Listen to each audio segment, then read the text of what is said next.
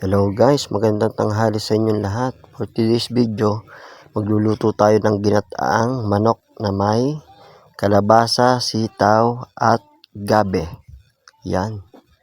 Ngayon po ay tayo magsasangkot siya ng sibuyas, bawang, luya.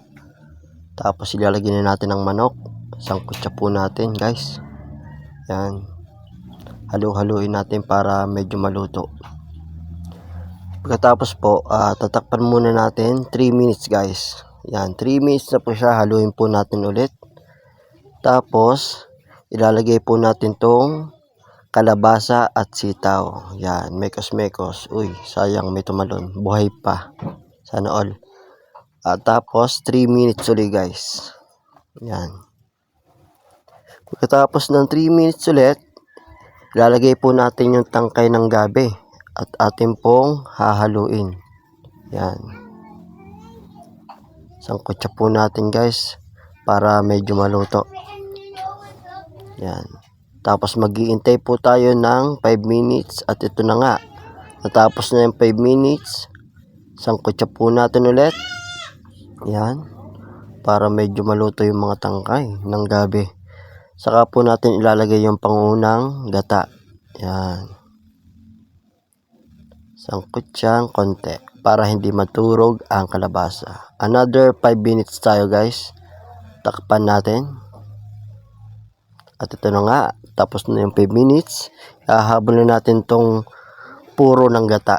Yan. Ito yung pandalawang gata guys. Hahabol na natin. Pagkatapos nyan, ating hahaluin at ating lalagyan ng toyo. Para medyo mapula siya guys. Yan. Lagyan natin ng konting toyo. Pagkatapos, lalagyan natin ng magic sarap. Yan. Nilagyan natin ng magic sarap. Sunod natin ilalagay ay konting patis. Yan. Konti lang guys para hindi mapalat. Tapos, asukal. Maglalagay tayo ng asukal para maglalaban yung alat at saka yung tamis. Yan. Ating sasangkot siya ulit guys. Yan. Pagkatapos nyan, ilalagay na natin ang gabe. Yan. Sa ibabaw guys.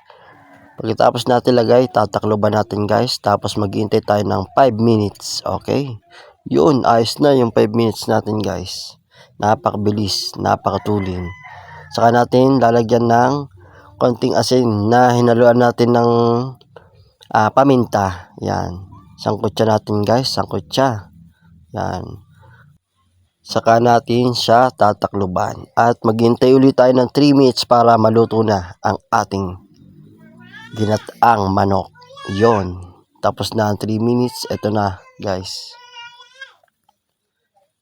Napakasarap ng luto natin yan guys. Solid ang lasa. Yan. Solid na solid. At nilagay na po natin sa ating malaking lagayan.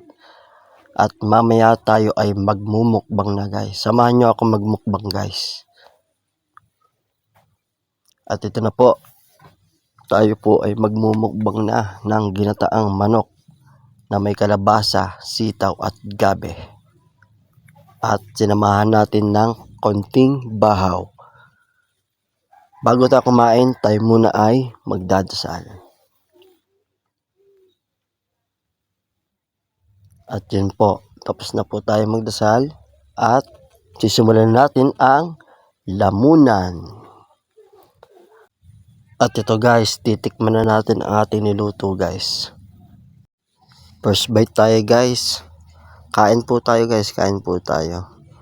Sa mga nanonood sa akin, magsikain na rin po kayo guys. At legit, napakasarap po yung aking niluto. Lalot at may mga konting sabaw. Sakto yung kanyang lasa. Hindi siya maalat. Hindi siya matamis. Sakto lang. At yun. Napakalambot po ng manok. Yan. Kain po tayo guys. Yan. Napakasarap pong kumain sa tanghali. Lalot mahangit nasa labas. Tigman po natin sabaw. Napakasarap guys. Yan. Tapos tingin po tayo ng konting gulay. Ito pong gula ay yung gabi guys. Yung ginagawang laing yan. Kaya dinamihan natin kasi napakasarap. Parang nakain tayo ng laing na may manok yan. Napakasarap guys talaga. Kain po tayo guys. Maraming salamat po sa mga nanonood sa akin. At ito pong video ay para sa inyo at sa mga baguhang katulad ko na babago pa lang nagsisimula mag-video ng ganito, ay sana po ay umangat din tayo. At sa mga nanonood po, please malaking tulong na po yung heart, like at saka comment po guys. Maraming salamat po uli at tayo po ay nakapagluto ulit ng ganito. At wala po tayong gawa ng cellphone ngayon kaya nagbablog muna po tayo. Kaya guys, tara, kain tayo. Thank you po. Hindi ko na sana pinagmasdan ang iyong ganda, at hindi na rin pinansin pa bawat ngiti mong may gayuma. Dahil sa akala ko hindi ako iibig sa'yo, ikaw palang aakit sa puso ko.